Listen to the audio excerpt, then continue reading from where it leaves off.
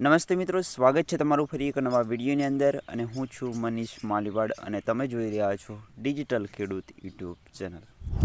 મિત્રો, આજે આપણે વાત કરવાની છે મિત્રો કે તમે બંધ પડેલા કૂવા અથવા તો ટ્યુબવેલ હોય તમારી પાસે તો તમે ઓનલાઈન અરજી કરી અને તેને રિપેર કરાવી શકો છો, એટલે કે ફરી તમે જીવિત કરાવી શકો છો. સરકાર દ્વારા આ યોજના હમણાં અમલમાં મૂકવામાં આવી છે મિત્રો. તેના વિશે આજના વિડીયોની અંદર આપણે સંપૂર્ણ માહિતી મેળવીશું. વિડીયોને કમ્પ્લીટલી છેલ્લે સુધી જોતા રહેજો. કોઈ પણ પ્રશ્ન હોય તો કમેન્ટની અંદર બતાવી શકો છો. તો મિત્રો, સ્ક્રીન પર તમે પરિપત્ર જોઈ શકો છો. ખાનગી ટ્યુબવેલ અને કૂવાઓને ભૂગર્ભ જળનું રિચાર્જ માટે લોક ભાગીદારીથી ઉપયોગમાં લેવામાં આવતી એક મોટી યોજના છે.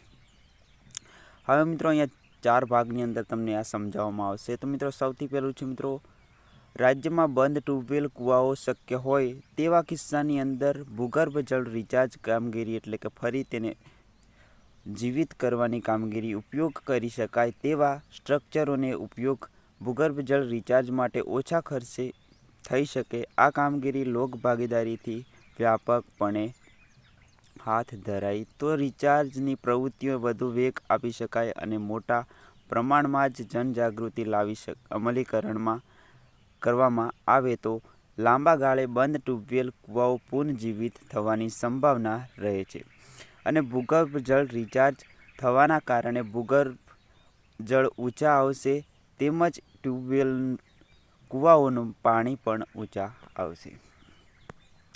હવે મિત્રો, આ કઈ જગ્યાએ અમલમાં મૂકવામાં આવી છે તેની પણ વાત કરી લઈએ. તો 2 નંબરની અંદર બતાવેલું છે કે આ માટે રાજ્ય સરકાર દ્વારા લોકભાગીદારીથી ભૂગર્ભ જળ રિચાર્જ માટે બંધ ટ્યુબવેલ કૂવાઓ રિચાર્જ યોજના જાહેર કરવામાં આવેલ છે. આ યોજના અંતર્ગત પ્રથમ તબક્કે બનાસકાંઠા જિલ્લામાં ડીસા, પાલનપુર, ધાનેરા, કોકરેજ, વડગામ, દાંતીવાડા એમ કુલ 6 તાલુકાઓમાં સમાવેશ કરવામાં આવે છે મિત્રો. એટલે આ ઓવરઓલ ગુજરાતની અંદર નહીં પણ આ મિત્રો બનાસકાંઠાના આ તાલુકાઓની અંદર આ યોજના અમલમાં મૂકવામાં આવી છે. સમય આવતા આગળ અલગ અલગ જગ્યાએ પણ આ યોજના ચાલશે, પણ અત્યારે એટલા જ તાલુકાની અંદર. જો તમે આ તાલુકાની અંદર તમે રહેતા હોય અને તમારા જે ભૂગર્ભ જળની સમસ્યા હોય, તમારા કૂવાની અંદર સ્તર નીચું હોય અથવા તો પાણી ના હોય, ખરાબ હોય, તો તમે તેને રિચાર્જ એટલે કે ફરી જીવિત કરવા માટે ફોર્મ ભરી શકો છો.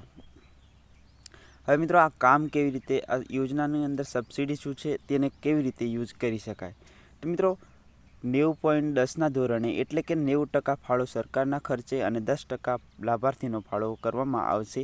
નિયત અંદાજિત મુજબ આ કામ માટે 1,66,000ના અંદાજિત મર્યાદા સરકાર દ્વારા અરજદારની નક્કી કરી કામગીરી કરવામાં આવશે. તેમજ 10% લેખે એટલે કે 16,600 રકમ તે જાતે લાભાર્થી દ્વારા કરવામાં આવશે, જ્યારે 90% 1,49,400 રકમ સરકારશ્રી દ્વારા આપવામાં આવશે.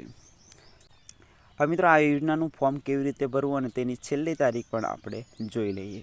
તો મિત્રો, 4 નંબરની અંદર બતાવેલું છે કે આ યોજનાનો લાભ લેવા માટે ખેડૂત ખાતેદારને ઓનલાઈન અરજી કરવાની રહેશે. પ્રાપ્ત થયેલા અરજીઓની ચકાસણી કરીને તાલુકા દીઠ નિયત થયેલા અરજીઓની સંખ્યા મર્યાદા માટે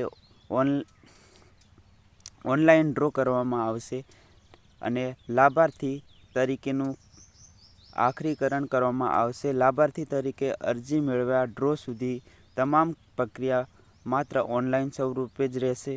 આ કરવામાં આવશે અને તેને અરજદારને SMS દ્વારા ડ્રો અંગેની પણ જાણ કરવામાં આવશે. આ વેબસાઇટ ઉપર પણ તેઓ અંગેની માહિતી મેળવી શકશે.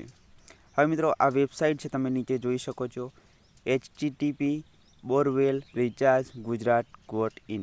તે વેબસાઇટ તમે નોંધી લેવાની છે અને તેના ઉપર જઈ તમે ઓનલાઈન અરજી કરી શકો છો. હવે તેની લાસ્ટ તારીખની વાત કરીએ તો મિત્રો, અહીંયા અરજી કરવાની તારીખ છે 9/2/2026થી લઈ અને 24/2/2026 સુધી તમે અરજી કરી શકો છો.